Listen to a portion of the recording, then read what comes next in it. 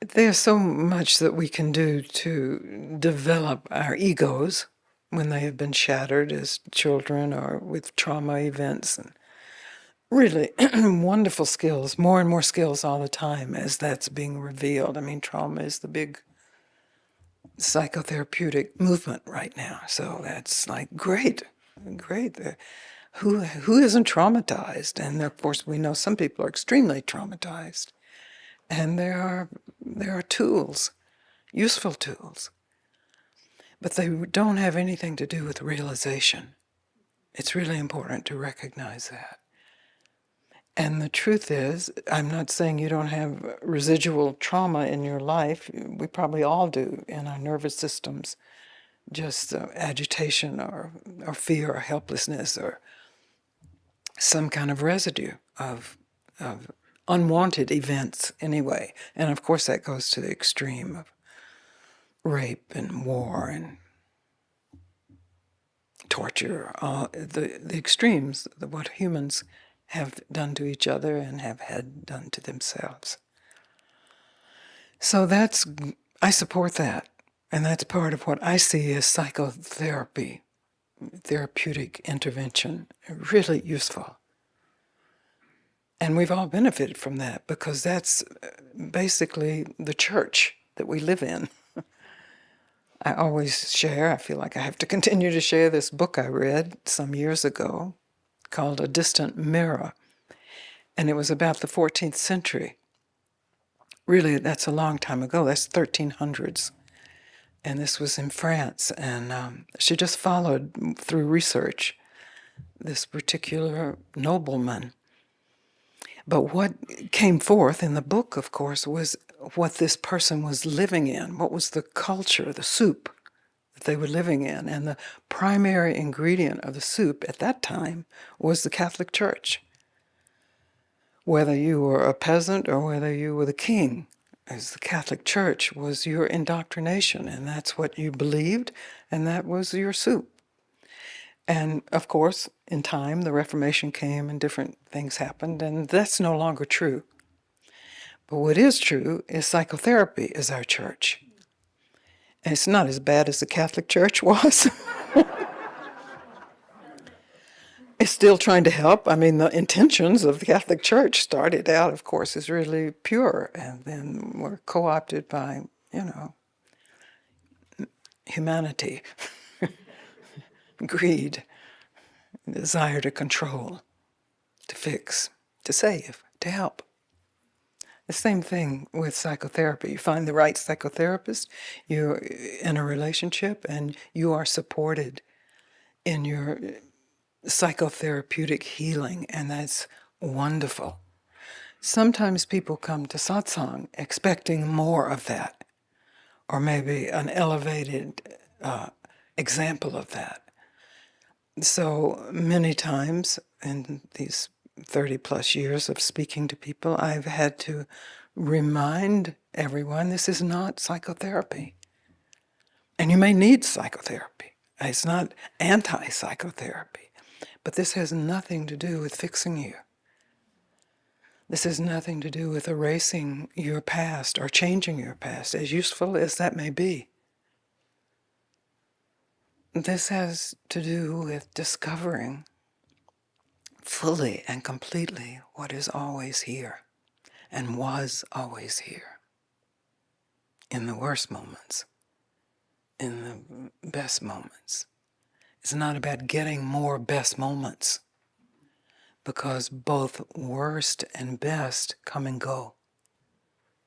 That's the nature of experience, phenomenal experience. We feel good or we feel bad, or it's a cloudy day, or it's a sunny day, it's cold, it's hot, I'm happy, I'm sad. All of that phenomenal experience comes and goes. Like it or not, it comes and goes. And if we don't waste our energy either liking it or not liking it, I mean, there will be an initial, oh no, I feel bad again, but not wasting your energy following that, I always come back to this, I always feel bad, this is what's always here. It's just to stop for a moment. and tell the truth. Really, inquiry is about telling the truth. The questions of inquiry really direct your attention to the truth. Do you always, every moment, feel bad? No. Do you always, every moment, feel good? No. Okay, so it's not about good or bad, because they come and go. Do you always feel brave? No. Do you always feel weak? No. So they come and go. Do you always feel seen? No. Do you always feel not seen? No. So that comes and goes. And we could go on with the list of what most people are looking for. To never feel bad, to always feel seen, to be happy. And that's a sort of indoctrination, a kind of catechism, that we have hope that this elevated psychotherapy called satsang will give us that. Yeah. So that's just the part of the programming that we bring to, like this book, just show the day-to-day immersion that was, whether they even attended church or not, that was their life, that defined their life. And so you can discover if the psychotherapeutic model, without making it right or wrong, is defining your life. Maybe it has, in a good sense. It's like pulled you out of a pit and supported you in actually being able to ask some difficult questions. Great. And maybe you will continue with your psychotherapy. Great. But what our meeting is about is not that. It's closer. It's always here. You are always here. And all the rest is weather. Cloud formations, sun, rain, cold, weather, seasons. Maybe affected by climate change, or affected by the pollution in your area, or affected by whatever, and changes that you can either fix or not fix. But there is that which is unaffected by all those affects. And that's who you are. And this is always about discovering who you are, regardless of how bad you are, or good you are, or sane you are, insane you are. Who you are. Not the hows, the who. And then it takes care of itself. People are sometimes shocked to see that I have a lot of bad habits. I mean, I don't see them as bad. They see them as bad. I think chocolate is a sacrament, actually.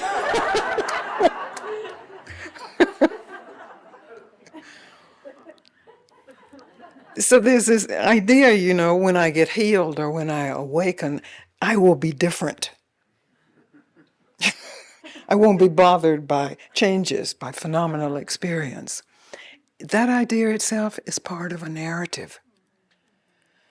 If you're willing to recognize that's a sentence that appears in your mind and then is followed, oh yeah, that'll be great. I will never feel bad again. I'll always be good.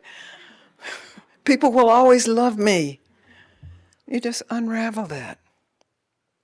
You give up hope that you will ever be good again.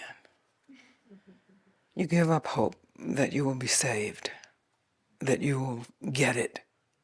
And in that giving up hope, before you slide into the hopelessness and the narrative that goes with that, poor me and never and I can't, there is this spaciousness that has nothing to do with anything else, and yet everything else only exists because of that space. Pure consciousness, aware of itself through this particular form. It's really good news.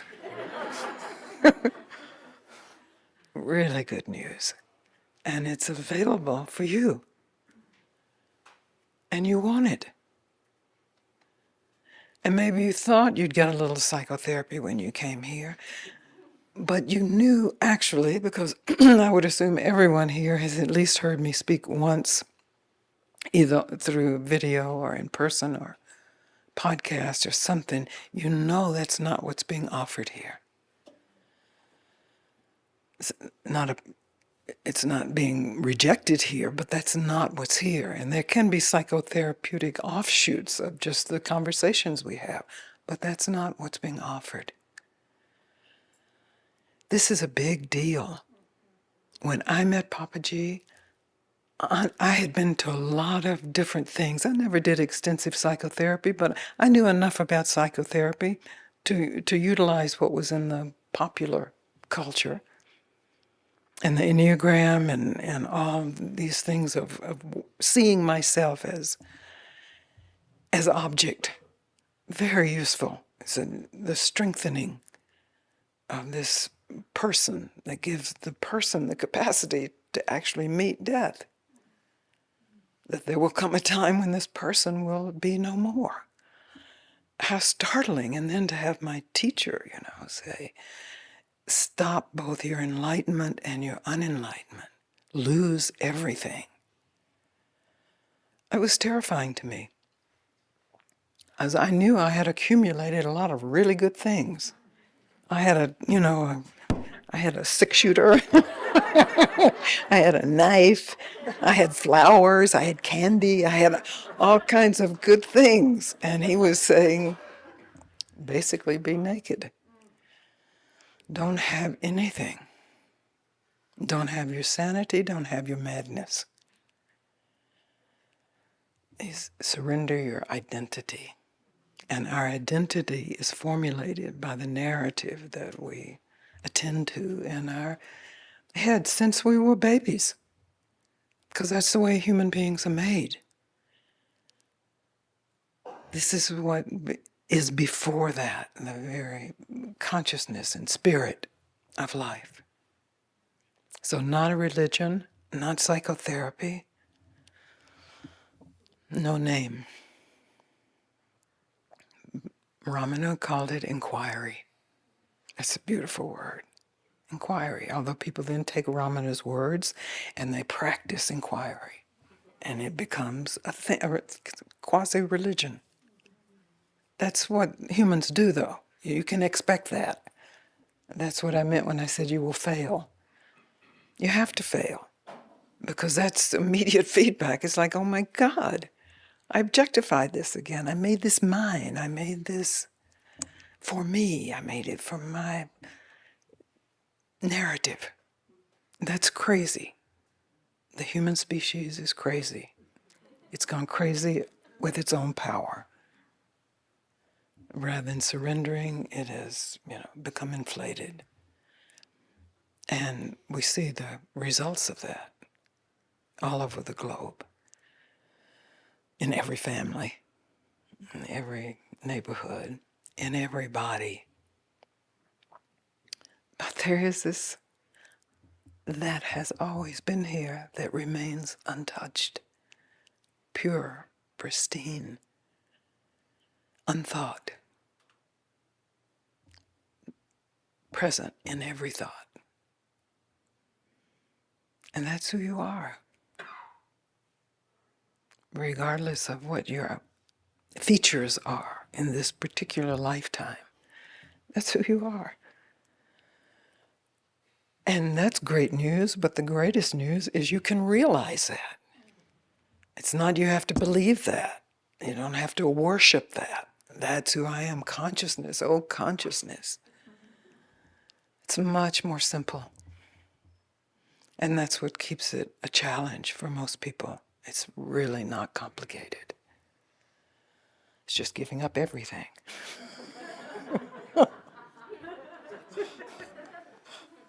But couldn't I no, everything. Everything. Oh no, that would be hard. Get that up. And that's giving up future. And to give up future, you have to give up past. then it's quite clear.